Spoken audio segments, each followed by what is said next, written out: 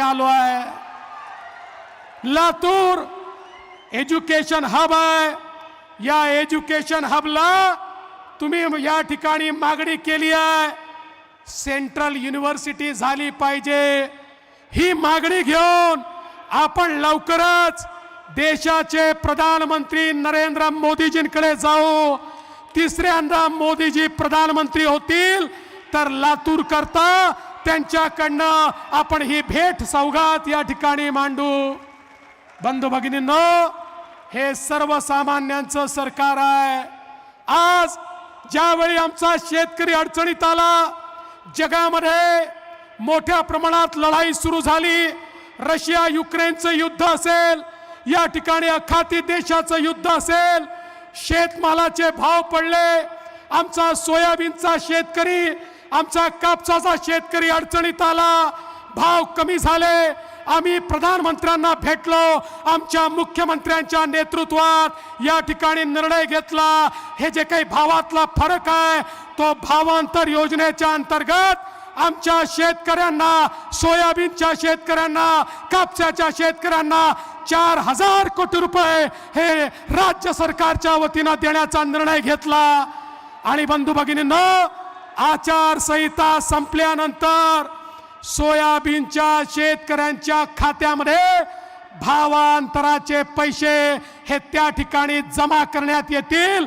सोयाबीनचा शेतकरी आणि कापसाचा शेतकरी, आम्ही कोणालाही अडचणीत या ठिकाणी राहू देणार नाही।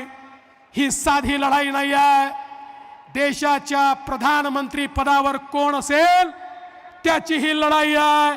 अरे एकीकडे युगपुरुष असलेले, या ठिकाणी विश्वात सर्वाधिक लोकप्रिय असलेले आपले विकास पुरुष नरेंद्र मोदीजी आहेत, आणि दुसरीकडे राहुल गांधी आहेत। मोदीजींच्या नेतृत्वामध्ये बंधू भगिनींनो, आपल्या एकनाथराव शिंदे साहेबांची शिवसेना आहे, अजितदादांची राष्ट्रवादी आहे, त्या ठिकाणी रिपब्लिकन पार्टी आहे, कवाडे सरांची पिरीप आहे, त्या ठिकाणी मनसे आहे, रयत क्रांती आहे, जनसुराज्य आहे, आमच्या जानकर साहेबांची रासप आहे। अनेक पार्ट्या एकत्रित येऊन या ठिकाणी आपली महायुती तयार झाली आहे। आणि दुसरीकडे 26 पक्षांची खिचडी आहे। पण त्या खिचडीला विचारा, तुमचा पंतप्रधान पदाचा उमेदवार कोण ते ठरवू शकत नाहीयेत। ते म्हणतात 5 वर्षात 5 पंतप्रधान ठरवू। मी म्हटलं ते कसं ठरवणार? म्हणाले ते ठरलं नाही। म्हटलं मग एक काम करा, घंटा खुर्चीचा खेळ करा, एक खुर्ची मध्ये मांडायची, त्याच्या आजूबाजूला शिरायचं, आणि घंटा बंद झाला की जो खुर्चीवर बसेल त्याला हे प्रधानमंत्री बनवणार आहेत। असा देश चालेल?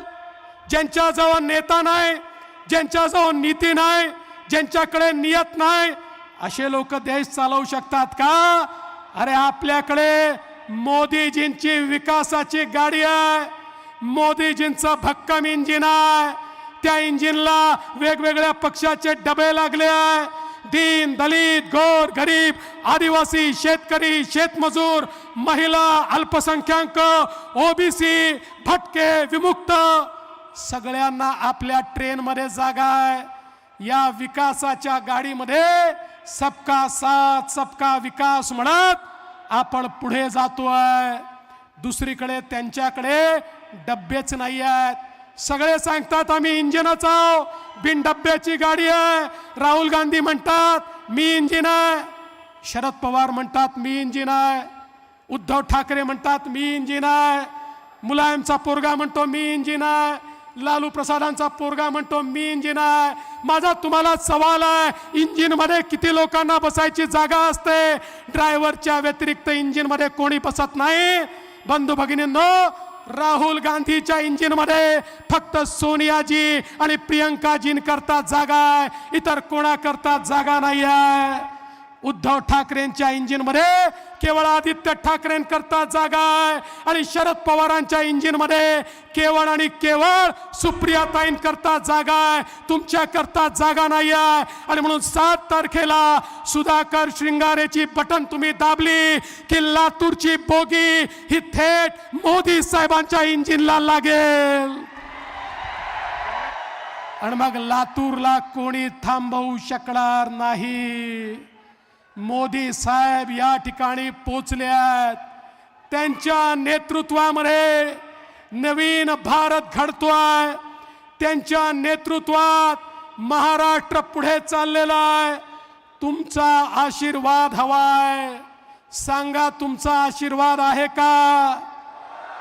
या देशामध्ये मोदीजींना प्रधानमंत्री बनवण्याकरता तुमचा आशीर्वाद आहे का? मग माझ्या सोबत म्हणा, मोदीजी आगे बढ़ो, लातूर तुम्हारे साथ है. मोदीजी आगे बढ़ो, मोदीजी आगे बढ़ो, मोदीजी आगे बढ़ो.